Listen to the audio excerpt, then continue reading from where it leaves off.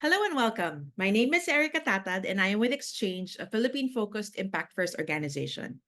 I am so thrilled to be part of this conversation and this session, What's Next? A webinar on career resources for senior impact leaders in Southeast Asia. I hope you enjoy and learn as much as I did from our three amazing speakers: Leah from Jobs That Make Sense Asia, Sara from the Mira Fellowship, and Terri from the Firetree Senior Fellowship. Thanks for your time and looking forward to seeing you in more of our upcoming activities. Thank you, Erica. First of all, I would like to apologize for my voice. I lost it this morning, so I hope you can hear me clearly. So I'm Léa. I've been in the impact space for the last 12 years, and with most of my career so far in Southeast Asia. So I just wanted to give you a bit of insight about what at Jobs That Make Sense we observe from the impact space, and also give you some perspective of the type of careers that can exist, but also there are like so many, and I don't have enough time to present them all, but yeah, just give you a bit of insights from what we perceive and how we can help you. Erica, can you go? Yeah, we can go to the next slide. Okay, so just to give you an overview, the impact space really grew over the last 10, 15 years in Southeast Asia or Asia even in general. So for instance, in terms of the NGO space, in a latest study around 2017, so it's the numbers might even be higher today. There are around 200,000 nonprofit organizations representing around 12 million employees. So this is an average of like 2.3 of the region GDP, and is quite aligned with the other region of the world, where in general from 2 to 3% of the NGO sector contributes to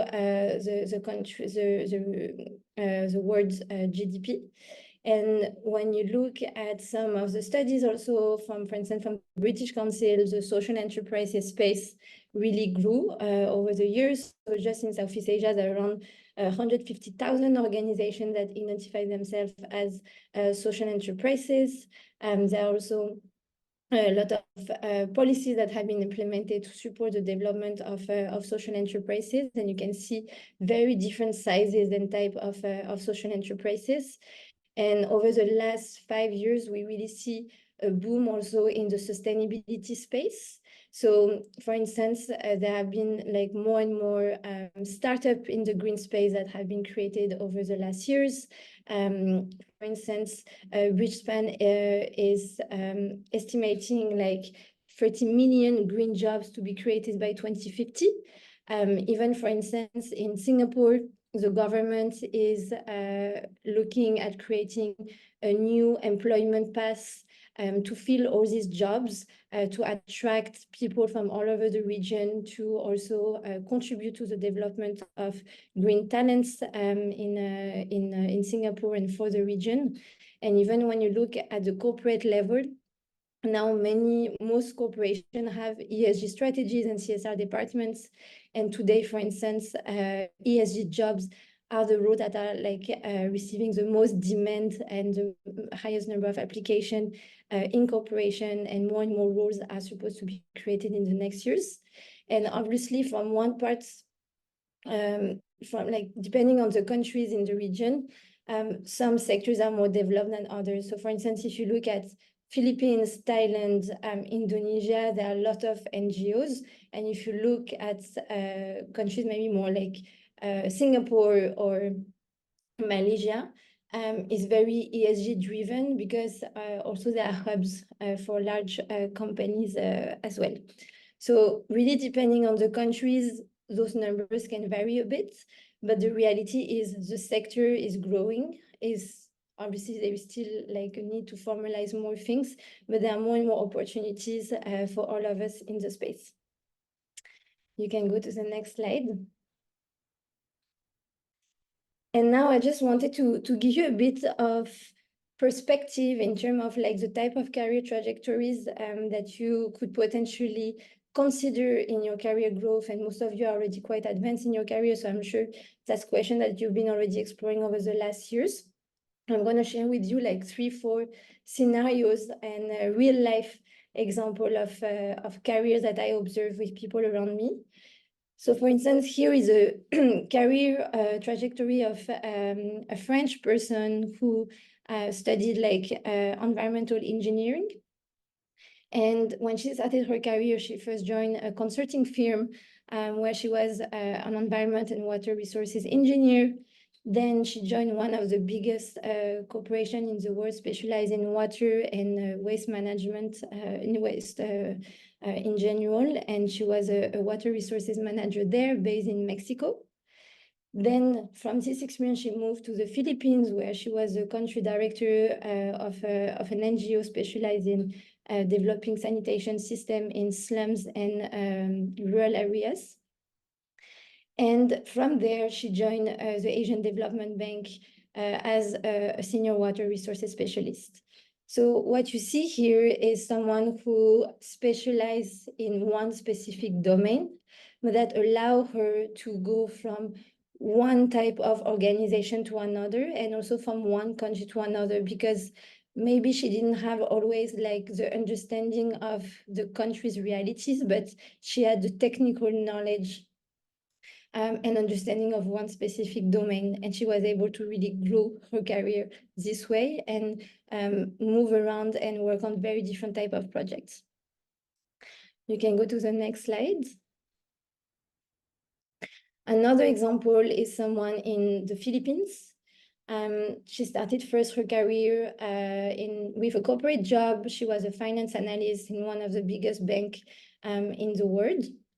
And after this, she moved to a nonprofit organization specialized in access to quality education for underprivileged children.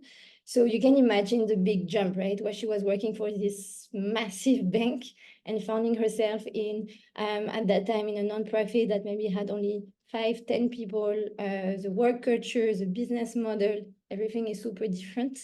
But she really grew with her role in that organization. And when she left, she continued her engagement as a board member. And then she joined another organization as a board member who is also specialized in providing access to quality education. And now she works for a tech company that leverage machine learning to tackle systemic challenges. And here what you can see is she is not necessarily working always on the same social and environmental issues, but her specialty is in data analysis. And that's how she was able to really move around and go from one organization to another and really pursue the type of careers or like work in addressing different issues because she was able to make sense of this specific expertise. Can go to the next slide. Another example I wanted to share with you is someone from Hong Kong who studied psychology. And she started as in a classic e-learning company more than 10-15 years ago.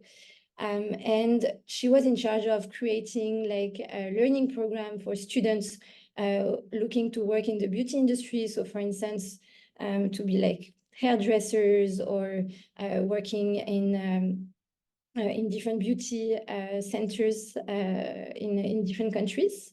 And from there, she did a total switch in her career, so where she joined a charity offering financial literacy programs to migrant domestic workers. So an audience that she didn't know at all, but because she had all this experience in creating learning programs, she was able to make sense and like show to that organization that all this experience can really contribute, even though she didn't have a clear understanding of that demographic at first. And then she took a break, maternity leave, because life events also happen when we build our careers. And during her maternity leave, she started wondering, okay, what am I going to do next? And she saw an opportunity to really leverage or like, again, make sense of both of her past experience. She really have a better understanding of that specific demographic. She had also like a very good expertise in building learning programs. And that's how she founded her own nonprofit organization supporting domestic workers. So see here, like all her experience allow her to be an entrepreneur and start her own organization. And that's another career path. And it doesn't mean that she will be an entrepreneur her whole life, but that's what like make her happy. And that's how she's making an impact today in the region. And the last example that I will quickly talk about is someone who is specialized in one domain, social work, family, and child welfare. And she always only worked, for instance, the nonprofit sector. And she was only like program focused. And that's another type of trajectory that can happen where her growth went from managing just a project, having no staff to manage, and slowly her evolution was about helping others also in managing such projects. So first she started with managing a pool of volunteers, and then she went into like building and helping project management teams so they can also run their own programs. And today she's the executive director of a nonprofit in India, and she's really like overviewing the growth and the development of the organization. Next slide, please. So basically my point here is really to say, like, I just presented you 4 scenarios, and as life happens, there are like 1,000 more scenarios that can happen. And you can, my first point is to say, like, you who have to decide how your career growth you want it to happen, and what do you consider like success, because maybe like the narrative tells you to go in one specific direction, but everything is possible. Even if you have like a corporate experience, you can definitely go in the nonprofit sector and vice versa, because both your experience can contribute to the impact the organization is wanting to do. And at the same time, you can really explore your growth either by specializing, either by pivoting to a new type of impact industry, or even starting your own organization. Next slide, please. And that's something with a job that makes sense. We really want to support you with. So that's why we created a few years ago this platform. So most of you maybe know already the job board. So every week we post and we invite the impact space only in Asia to post job offers, and most of the job offers are actually for people who have been already in the space for some years. And the idea is really to help you have an overview of what are the opportunities available.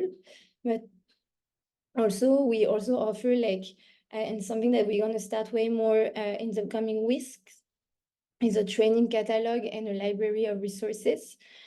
So we can also provide you concrete knowledge, portrait, inspiration, so you can have concrete insight of how the market is evolving, what are the type of skills required, what are the type of training programs that can help you also prepare your next move.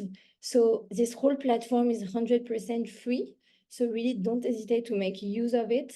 And again, in the coming month, we will provide you with even more knowledge and resources on the platform. And if you have any, even if you need any tips, any coaching, we are always happy to jump in a call and help you at least explore all the questions you're asking yourself. Thank you. I'll stop there. Thank you so much, Leah. It's really so great to hear about all these statistics. I never knew. I really learned so many new things today. So thank you so much for sharing all of that. I think picking up from Leah's presentation, she mentioned that your career growth can only be defined and decided by you. I love that. One of the things that I think that allows you time and space to do just that is a fellowship. So for our next presentation, I cannot wait to hear more from our next speaker, who can tell us a little more about the program they offer. Sara is the Director of Operations for the Mira Fellowship. Over to you, Sara. Thank you so much. Thank you all for having me tonight. Or sorry, I'm based in San Francisco, California, so it is night here, but I'm really excited to be with you all today. And I have spent about the last 20 years working in the environmental field, and I've been on the Mira Fellowship team for a little over 5 years now. So really excited to talk to you tonight. Erica, if you could go to the next slide. I'm just going to give you a quick overview of what the Mira Fellowship is, kind of how it works, who it's for, who's eligible, and our application process, because we are actually in our open application window right now. So if you'd like to go to the next slide, please.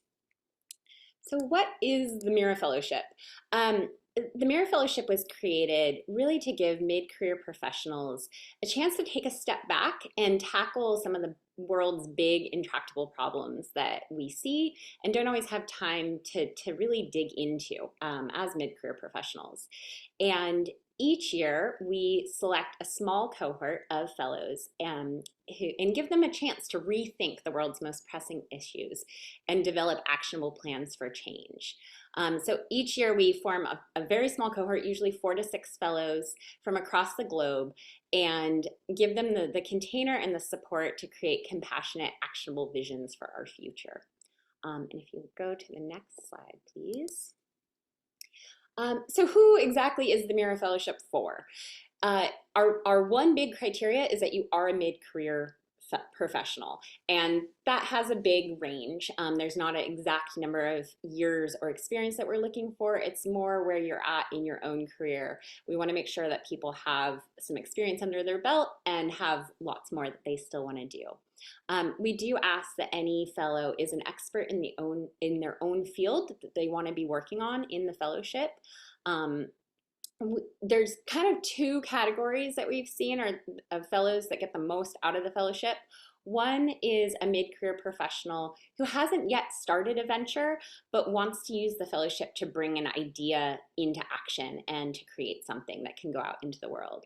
The second kind of profile is somebody who has created a venture and is either at a pivot point in terms of wanting to build upon the foundation that they've created, or are really trying to think about what the next phase for that foundation is and where they're going to take it next. I think the Mira Fellowship is really for any mid-career professional who needs a team of first believers who are going through a similar process, someone who needs accountability and is looking for community and a fresh perspective and alternative perspectives. We really encourage a lot of kind of thinking about problems from lots of different angles. If you could go to the next slide, please. So again, in terms of eligibility, our eligibility criteria is quite broad. You do need to be a mid-career professional, as I mentioned. You do need to be an expert in your own field.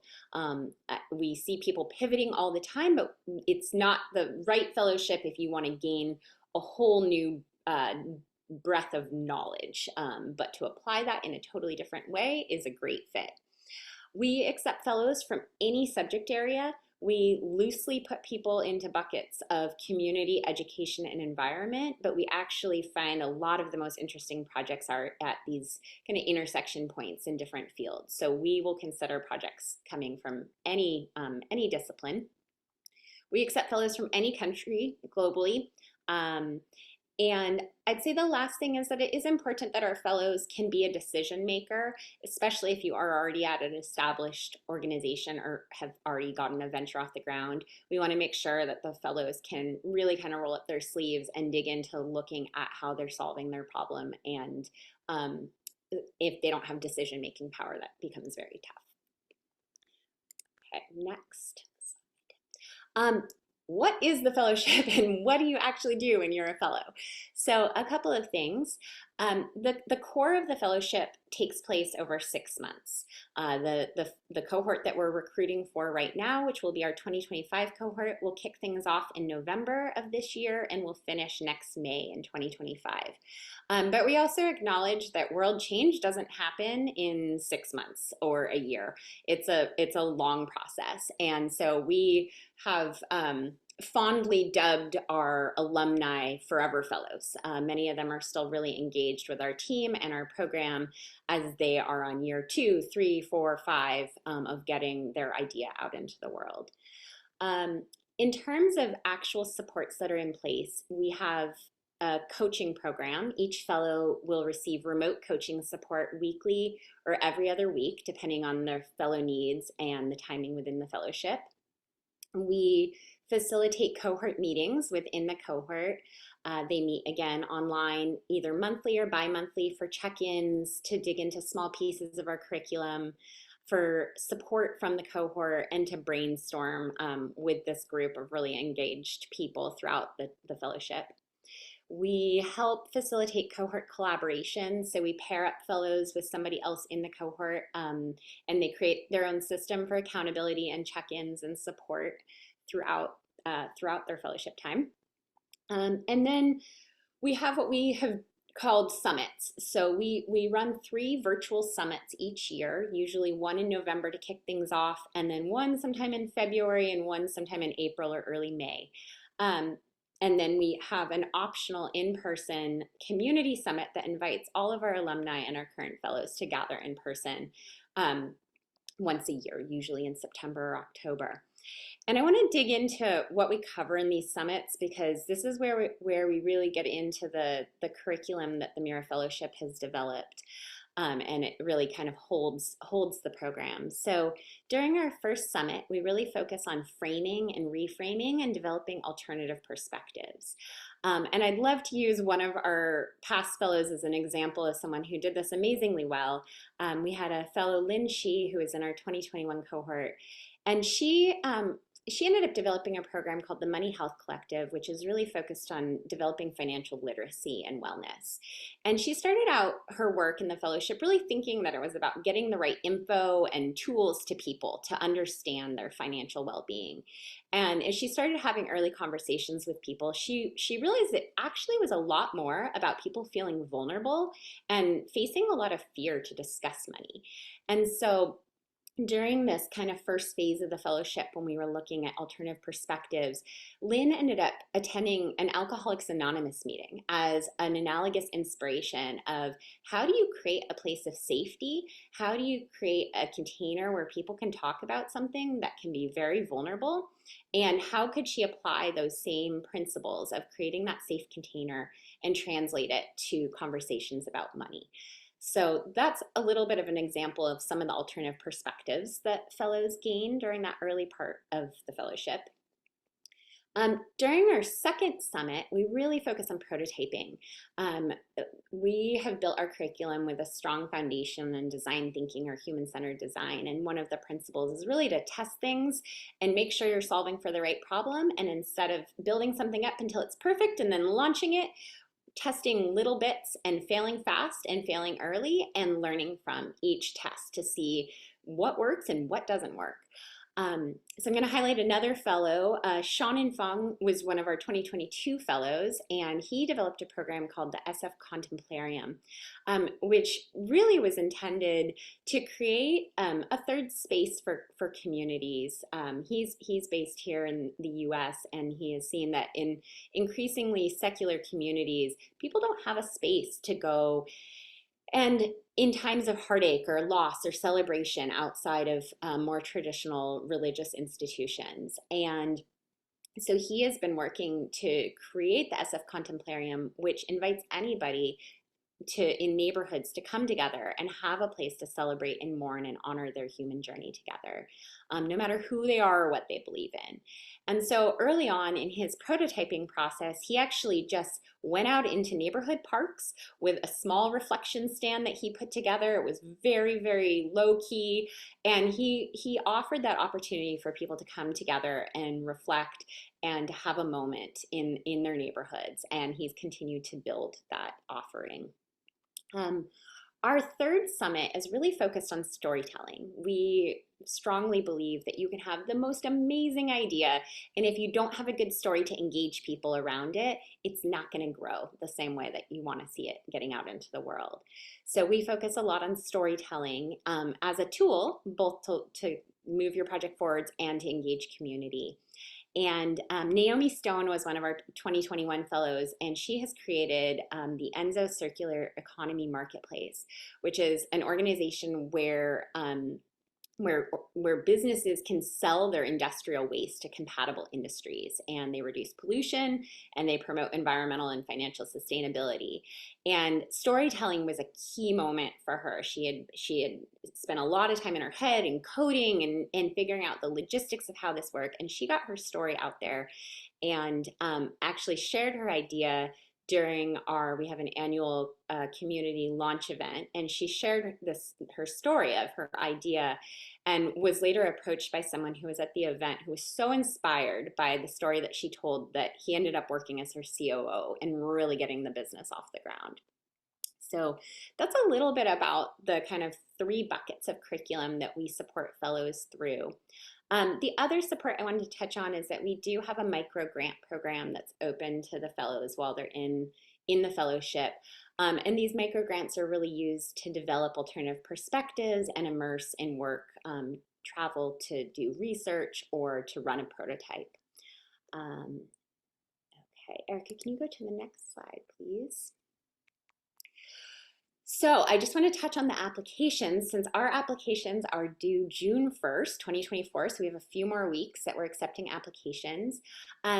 We have 3 components to our application. One is a short video statement. We actually just want people to tell us a story, less than 2 minutes, talking about anything that they've experienced in their day, in their life. It doesn't have to be a pitch, just a short story.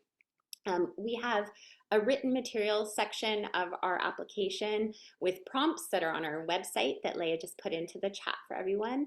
And they take you through just how are you thinking about your work? What are your goals? What is the impact that you want to see? What's your timeline? How will this make a difference in the world? What is the social impact that you hope to see? And why are you the right person to be working on this project? And why is it the right time to be working on this project? And then the third and final piece is just a very simple application form.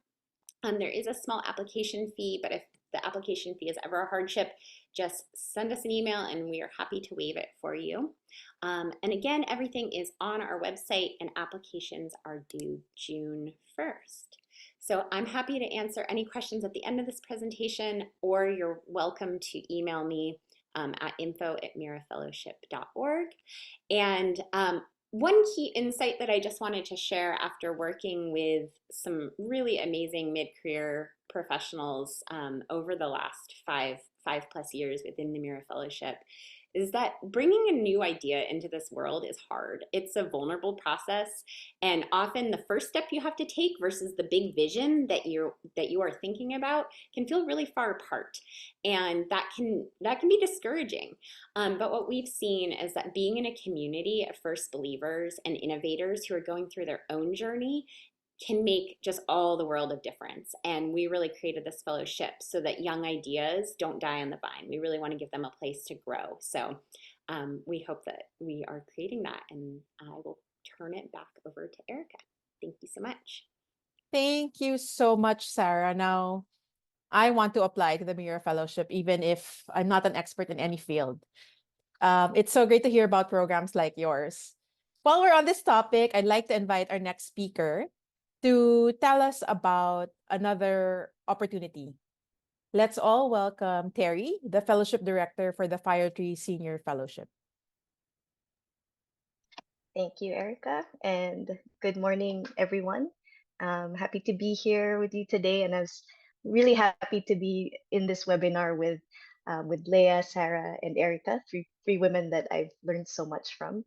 And so my name's Terri. I'm originally from the Philippines, but I'm calling in today from Canada, and I've been working in the social impact sector for about 19 years. It's been a while. So I'd like to share with you just a brief introduction of the Firetree Senior Fellowship in case it's a resource that's relevant for you or someone that you know. Next slide, please. Okay.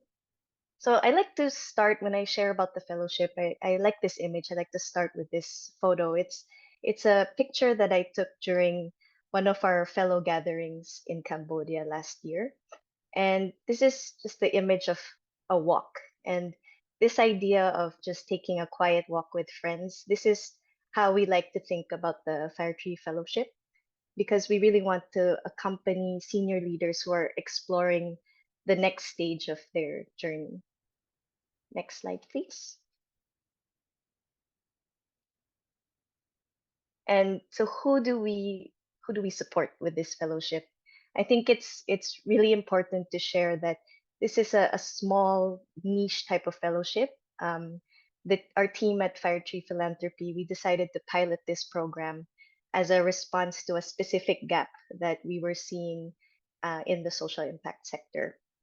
So the Firetree Senior Fellowship, it's a 1-year fellowship program for experienced leaders who are transitioning out of the organizations that they've led, and they need space to explore a new idea or initiative that they feel is really needed for their communities. And why did we choose to do this? Because we've seen that for many senior leaders, there can be a lot of pressure or uncertainty when they're transitioning out of organizations that they've built or organizations that they've led. And you get a lot of questions about what are you doing next, or how does that compare to what you were doing before? And if a senior leader is, if they feel like they have a new approach or a new initiative that they really want to explore, there's usually pressure to have like a full concept and pitch right away for funding. So this fellowship is designed to support values aligned senior leaders and give more space for both the self, for their personal introspection and exploration, and space for their idea so that they can explore and really test key aspects of the initiative that they want to build. Next slide, please. So our criteria. So this is our criteria. So we're looking for people who have extensive leadership experience. You've either built or led an organization for many years. You have deep and long-term commitment to specific communities. So you've deeply engaged and supported these communities for many years and have built knowledge and respect for within those communities. And lastly, this idea or the initiative that you want to explore, we're looking for ideas that can directly impact the lives of children, young people, and their families in Southeast Asia. So I'm also highlighting here priority countries. So we do accept nominations from across Southeast Asia, but these priority countries, so we have, just read them out here. So Cambodia, Thailand, Philippines, Singapore, Malaysia, and Hong Kong. We say they're priorities just because these are countries where Firetree has established networks, and therefore we're able to support fellows more effectively in those contexts. Next slide. Thank you. So I would say this is our most important criterion is values alignment with Firetree and the way we work. And this is why our selection process for the Firetree Fellowship involves conversations, long conversations, rather than written applications. And we're really focusing on the values of humility, trust, accountability, and collaboration. Next slide. And so what do we offer? First thing that we hope to offer is a community of support. So just this chance to connect and share with other leaders who are going through a similar journey, and connect as well with members of the Firetree community. So we do this, we have weekly or bi-weekly online check-ins with your Firetree facilitator, and then we also have group fellowship circles with the other fellows.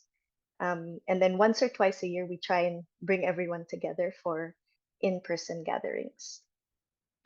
The next thing we offer as well is a needs-based fellowship stipend for a year. And this is a personal stipend, not a project fund. And with regard to the stipend, we find that it's also really helpful to manage expectations and be very clear with fellows that the fellowship is supporting their exploration as leaders, and So there's really no expectation or commitment for additional funding or project funding from Firetree after the fellowship year. So it's really focused on your exploration, your personal exploration within the fellowship year.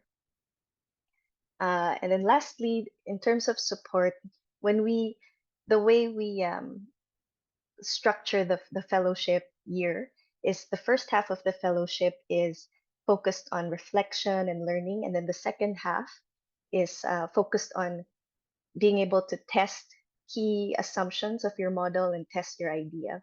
So we come up with an exploration plan together, and then we support you through tailored connections with our networks in our community. And I'll end with a note about our timeline and our selection process. I know this is a lot of information, but happy to connect as well offline on this. But in terms of our timeline, to support leaders in transition, we chose to prioritize flexibility in the fellowship. So we accept leaders into the program on a rolling basis throughout the year when it makes most sense for them to join. So you have people joining and leaving at different times.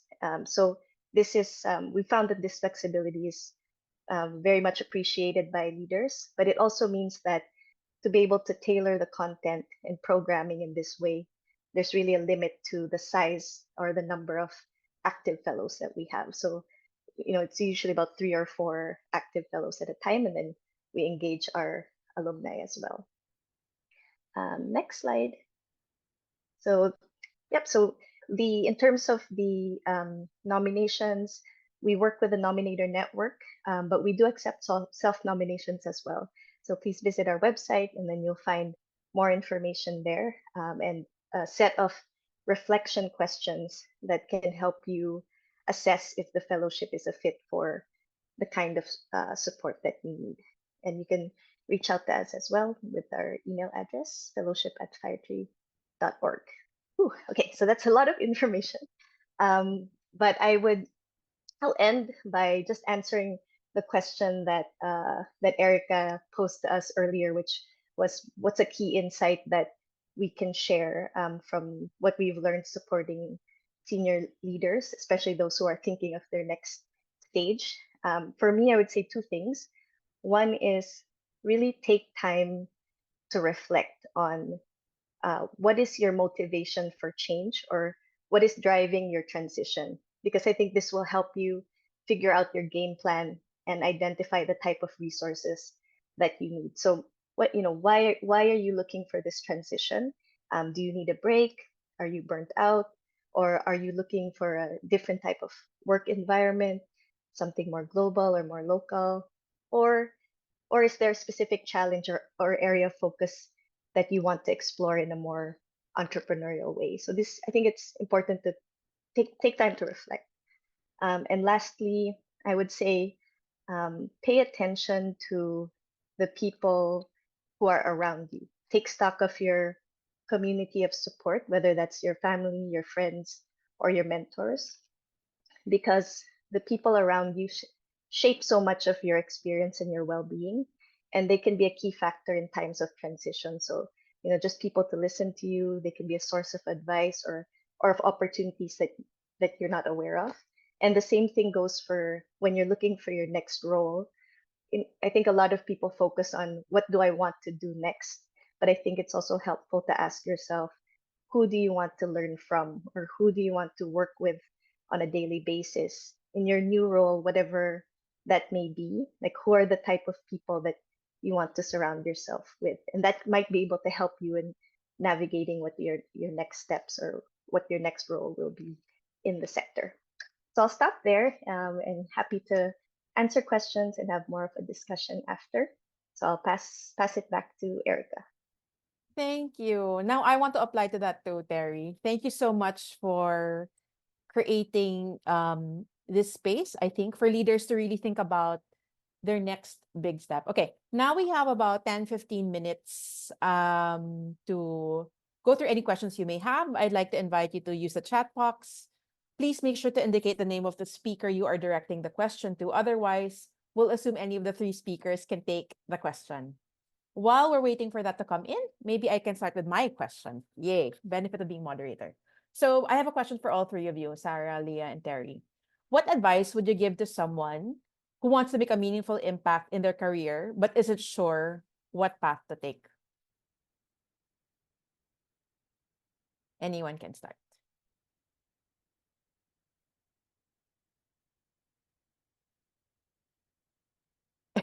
Terri, We you're can on mute if you're answering. Okay. I can start and then jump in. start. I think so. Advice for someone who wants to have impact in the career but not sure what path to take. Yes. I think it would connect to what I said at the end of my sharing, which I think is helpful to uh, have conversations. Mm. I think that's the easiest thing is look into, if we're talking about senior leaders, you usually, or mid-career leaders, you have some sort of community of support, and Yeah. talk to your mentors, and just, I think, have very open conversations, exploration. I think that's a good way to start, and just to learn about what you might be interested in, and getting a practical sense as well of what working in a specific sector or on a specific issue area, what that actually looks and feels like. I think that's important to figure out before jumping in and committing. Leah or Sarah? Yeah, I'm happy to build on that. I love everything that you said, Terry. I think what we see often is two different things. One is when people can kind of align their passion and their purpose, all of a sudden the path becomes a lot clearer. So figuring out what are your skills, what is your purpose here, and what lights you up, what feels like the place that you just need to be working.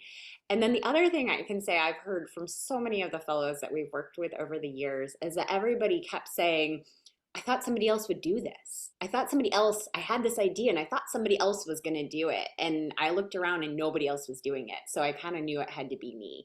And that's a scary place to start. And so I think that in terms of when you're not sure what path to take, it's figuring out that passion and purpose and then just taking one small step forward and then another one and another one. And pretty soon you've moved quite a long ways down the path.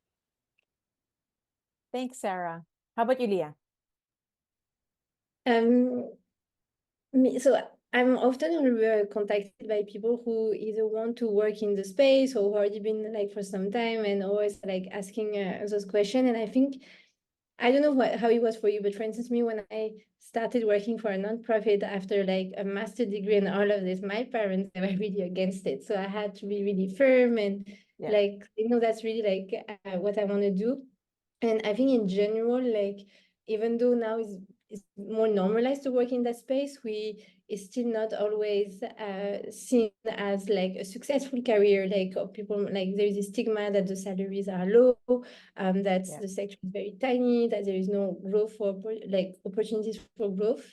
So I think the first thing is to be like very strong in your mind, and again, that there is this general idea of like what a successful career is, but we are all super different. So it's super important to again look back at what is important for you, what's really passionate you, and how do you want to contribute in making the world a better place. And then the other thing is always about like how to find the right information or the right support system. And that's why, for instance, those type of fellowship are amazing, because you're connected with mentors, with people who have been working in the space for longer than you, who can give you different perspectives.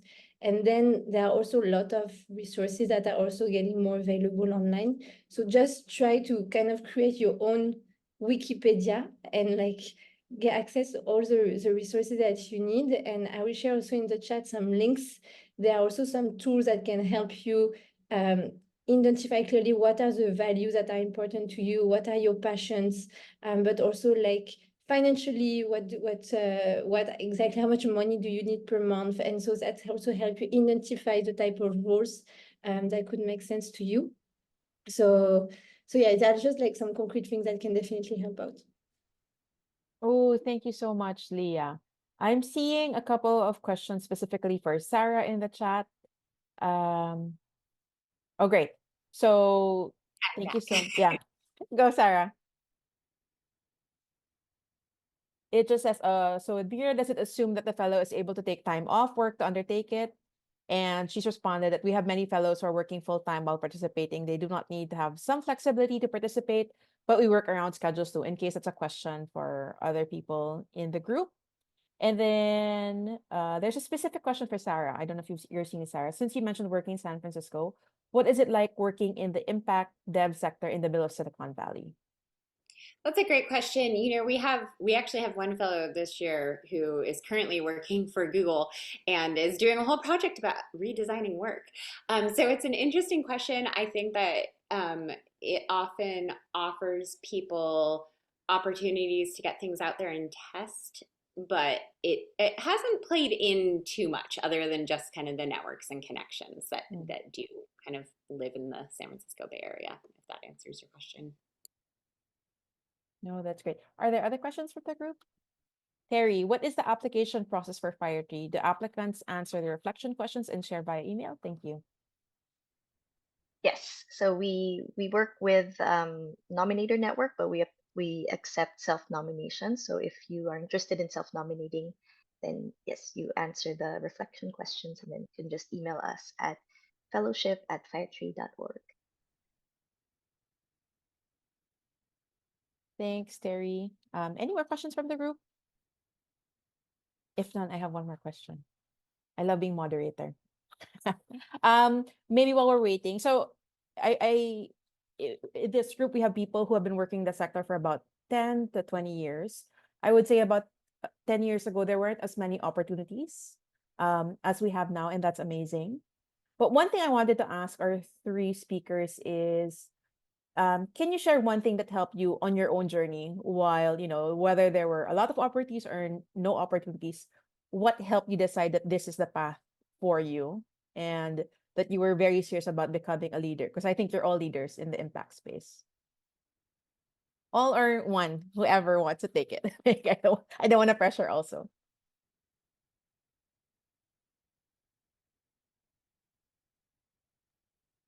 I can go first if no one is taking it. Well, first of all, I don't know if I'm a leader, but I think for me, it always been to be part of a community. So, like for instance, the friendship and the relationship I've built when I was living in Manila, with people like you guys, actually, it really helps me and kind of receiving the validation of the ecosystem of how we're contributing was really also helping me trust my intuitions.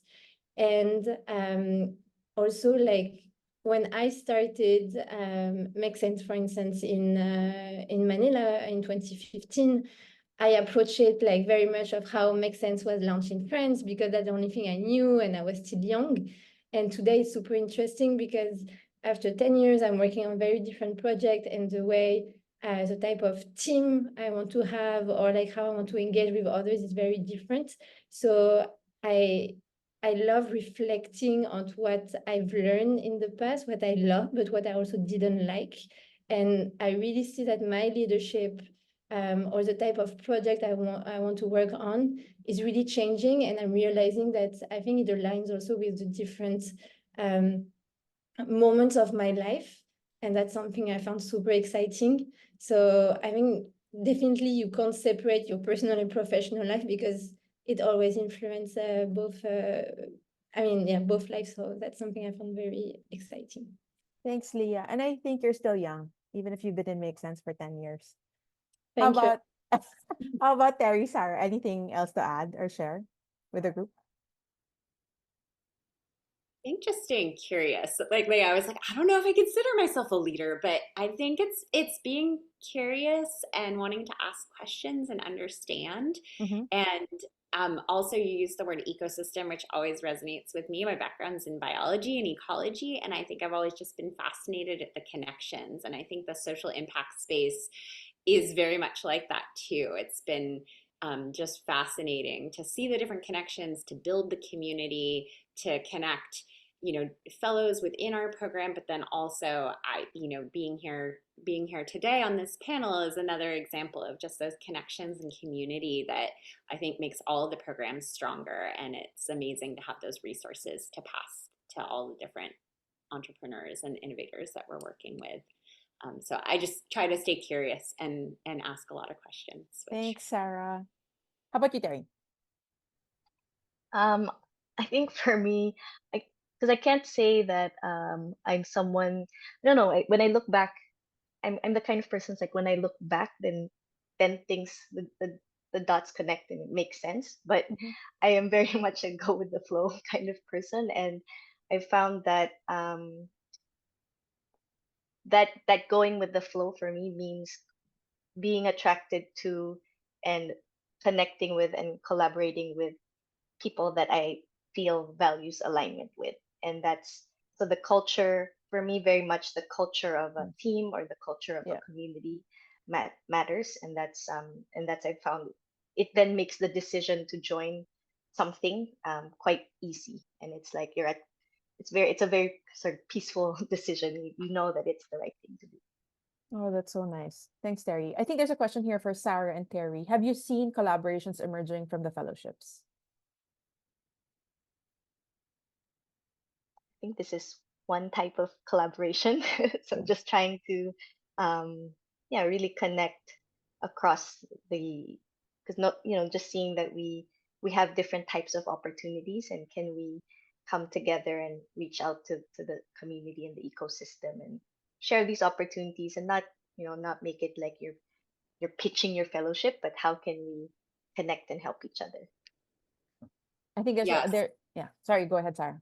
No, I was just going to add, I think that I always like to think about, like, again, the fellowship ecosystem or the pipeline, like where can we go to figure out where new fellows can come from, and what resources can we point them to at different Mm. points during their journeys? Because I think there's some really, really unique and interesting programs out there, and a lot of them don't fill the same role. So it's kind of finding the right match at the right time. Great. I think we have time for one last question. What's the counter to the ever-present salaries and opportunities are low in this space, even if I'd like to change my type of work? I can encourage. take that. Yeah, go, Leah. So actually, there is no formal study yet in Southeast Asia. And a job that makes sense, it's something that we're really looking into because, for example, we recently just did a study on the quest for purpose at work. And what we could see is that 98% of Southeast Asian are purpose-driven and want to find more purpose, and that only 20% are finding like great purpose in their jobs. But the question of salaries always come back, and it's not necessarily for a material reason, but it's really more in terms of like most Southeast Asian, they are coming from families who hustles, or like the middle class really grew over the last 20 years, and they saw their parents really trying to like allow them to have access to high quality education, etc. So they also feel the responsibility of making sure that they can take care of their families. So that's why like salary is such an important question. So that being said, at the global level, what we observe, and there are some studies that I'm happy to share about, is that the salary gap between a position, like a same level position in the impact sector in the traditional economy, varies from 10% to 17%. For instance, if you're an accountant in a large nonprofit or a large corporation. Mathis, if it's something that you're interested about, I'll be happy to schedule a call and see if we can work on this study together. Oh, that's awesome. We need more people for our study. Thank you so much for the question. So unfortunately, that's all we have time for today. I want to thank you all for joining us this morning, especially to Leah, Sarah, and Terri. Thank you for everything that you do, especially for creating these spaces for personal career growth and allowing one to positively contribute to the world. So thank you again. Until our next session, good morning, good evening, and have a great day ahead. Thank you.